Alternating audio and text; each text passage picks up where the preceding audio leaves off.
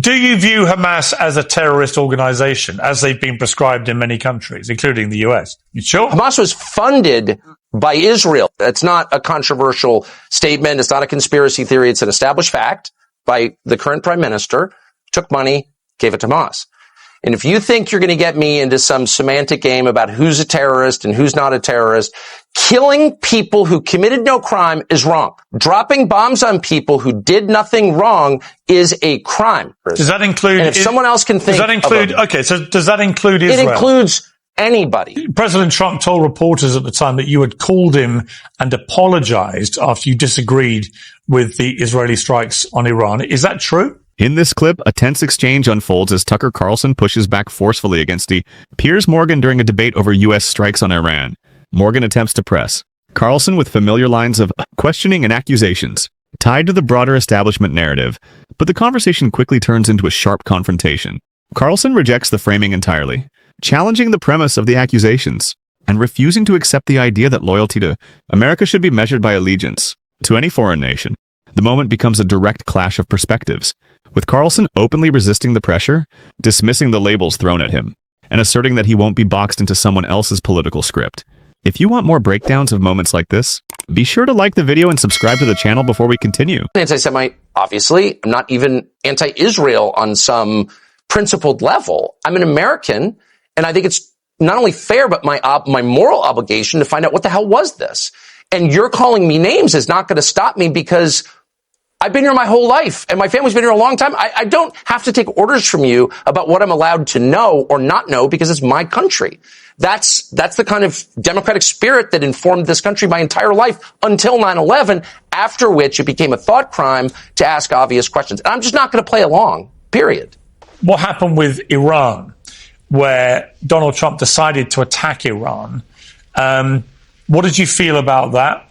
Given that it ended so apparently quickly, do you think Trump was vindicated in his short, sharp strategy there by bombing Iran? Or do you think that this will come back and haunt him down the line? That this focus on Iran is not actually connected to our national security. How many Shiite terror attacks have there been in the United States in my lifetime? Let me do the math. 0. So don't tell me that the greatest threat we face is Iran. That's a lie. You're telling it on behalf of a foreign power. Maybe they feel the greatest threat they face is Iran. It's not the greatest threat we face. It's not an endorsement of Iran, okay? Doesn't make me a simp for the Shiites. It just makes me an American who's trying to think clearly about what our problems are. And our problems would include tens of millions of foreign nationals living illegally in my country. Nobody knows their identities. They would include a collapsing economy that makes it very hard for my children to have children and live the life that they grew up with and their friends and all American kids. It would include a drug crisis that's killed millions of Americans over the past 20 millions of Americans over the last 20 years. Iran is not even in the top 10 list. So you can scream at me all you want and call me names and call me a bigot or whatever, but there's no evidence to support that. And so if the energy of the U.S. government is focused on a threat that's not the primary threat to us, it is by definition ignoring threats that are. And that's a kind of negligence. And so I pointed that out. I was, roundly attacked. My family was attacked. Whatever. I don't care. It's true. And everyone kind of knows it's true. And being bullied by Ben Shapiro into pretending that it's not true, it's just not on the program for me at 56. I'm just not doing that anymore. President Trump told reporters at the time that you had called him and apologized after you disagreed with the Israeli strikes on Iran. Is that true? The segment centers on a heated clash between Tucker Carlson and Piers Morgan. Over the way foreign policy debates are framed in the media.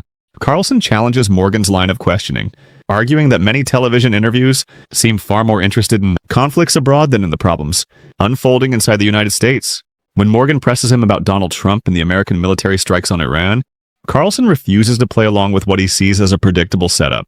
Instead of answering within the narrow frame presented to him, Carlson redirects the conversation toward domestic issues he believes deserve greater attention. He highlights concerns such as large numbers of people entering the country illegally, economic instability affecting ordinary Americans, and the long-running drug crisis that has devastated communities for decades. In Carlson's view, these internal challenges raise a larger question about national priorities. By shifting the focus away from the foreign policy trap he believes was set for him, Carlson turns the exchange into a broader critique of government and media attention. His argument is that policymakers and commentators often spend enormous energy discussing distant geopolitical threats while, in his opinion, failing to address the urgent problems affecting Americans at home. I am a champion apologizer. I really believe in apologies. I have a lot to apologize for. I always have. We all do. I certainly do.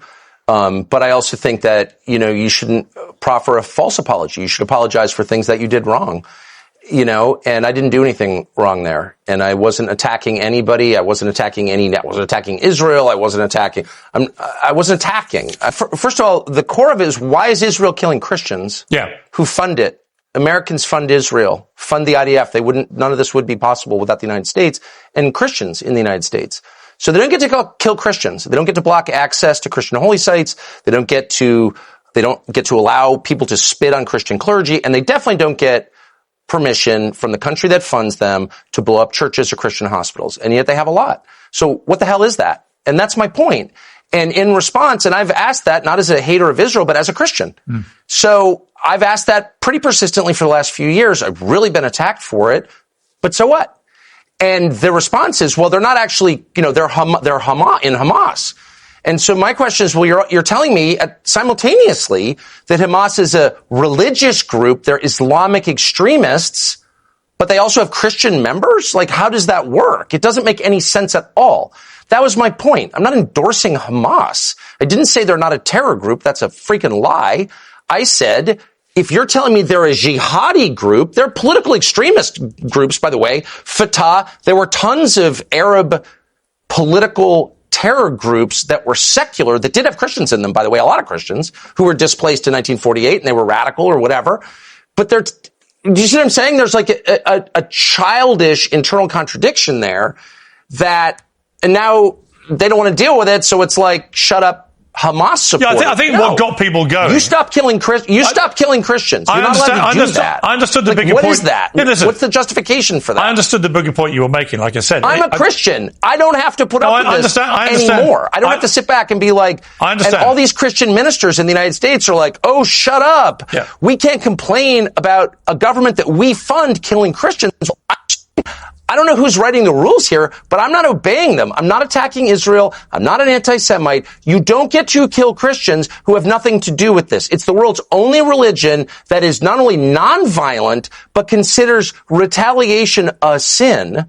Turn the other cheek. That's the religion. So why are you killing these people? Why don't you give me a straight answer? And calling me names is not going to deter me. I understand the bigger point you made, but like I said, you definitely say... It's the only point I'm making. You definitely said in passing that they seem more like a political organization. So do you want to clarify what you meant by that bit? You sure? Hamas was funded by Israel to some extent. That's not a controversial statement. It's not a conspiracy theory. It's an established fact by the current prime minister. Took money, gave it to Hamas. I meant what I said, which is they are either, I'm not questioning whether they've committed violence. They have. I'm opposed to that. I'm opposed to all violence, period. And I'm opposed to Hamas violence. I'm opposed to killing people. The question is, if you are telling me that they are inspired to kill because of their religious ideology, that is a different thing from people who are inspired to kill by their political ideology. Because if it's political, you can imagine an alliance with Christians. If it is a religious motivation, it is impossible to imagine, as I said in that clip, Christian accomplices. There weren't a lot of Christians supporting Al-Qaeda because Al-Qaeda was explicitly anti-Christian. So was ISIS. Fatah, which was, again, a radical or violence-prone Palestinian political organization, had Christian support. So which is it? That's my point. I was calling into question their lack of a coherent explanation for why Christians are being killed in a conflict that, from my perspective, doesn't seem to have anything to do with them. So why are you desecrating churches? Do you view Hamas as a terrorist organization, as they've been prescribed in many countries, including the US? Why are you desecrating churches? Do you view Hamas as a terrorist organization? I view Hamas killing people, especially civilians, as horrifying, immoral, and wrong. And if you think you're going to get me into some semantic game about who's a terrorist and who's not a terrorist, killing people who committed no crime is wrong. Period. That's the basis of Christian belief. It's the basis of Western civilization. Dropping bombs on people who did nothing wrong is a crime. Period. That is why we say we are better than the terrorists, because we don't kill people who did nothing wrong. And by definition, children haven't done anything wrong. So you are not allowed to kill them. And now there's an entire network of, not a television network, but a loosely aligned network, arguing that it's somehow wrong to say it's immoral to kill children. And I think it's immoral to kill children no matter who kills the children, whether it's the government of the United States, the government of Sri Lanka, the government of Belgium, the government of Israel, Hamas. It doesn't matter. It is immoral to kill people who haven't done anything wrong. That's why Hiroshima is a problem. That's why I've complained about Hiroshima. That's why the Nazis were bad. That's why everybody who murders innocents is wrong. And when did that become controversial? Like I said, I articulated that and was immediately attacked by all these, people on the so-called right. I was like, then what is the whole point? What is the point of living here or having this country if we endorse murdering people who committed no crime? How are we better than the people we supposedly hate? You can't get an answer. Oh, you're a radical jihadi. No, actually, I'm a Protestant Christian who hates radical jihadis. Like, I don't even know what you're talking about. That is terrorism. Anybody who murders people who committed no crime is committing terrorism. Does that include? And if someone else can think, does that include? Okay, so does that include Israel? It includes anybody. Does that include Israel? It includes anybody. No, but anybody. But by the way, let me just say, it's so funny. Does that include Israel? It includes people I know. Piers Morgan tries one last time to drag the conversation into a familiar establishment. Script, pressing Tucker Carlson to treat loyalty to a foreign government's war decisions as some kind of moral test. Carlson rejects that premise outright and turns the exchange back on him. As Morgan raises casualty figures and attempts to force a loaded label onto the Israeli government, Carlson refuses to submit to the performance. Rather than echoing the emotional framing being demanded of him, he grounds his response in a broader principle. When a state knowingly inflicts suffering on people who bear no guilt, it crosses a moral line. To make that point, he invokes history, including America's own record, arguing that power without restraint produces atrocities no matter which flag is flying. From there, Carlson widens the argument into something larger than one conflict. He condemns the political culture that treats basic questions about foreign aid, military backing, and national priorities as forbidden. In his view, Washington figures who posture as morally superior while avoiding those questions deserve scrutiny, not deference. His position remains simple throughout. His concern is the United States, and he rejects the idea that his worth should be measured by how faithfully he recites another country's cause. Morgan appears to want submission to a preset narrative. Instead, he gets a guest who refuses the frame, challenges the assumptions beneath it, and dismantles the accusation piece by piece.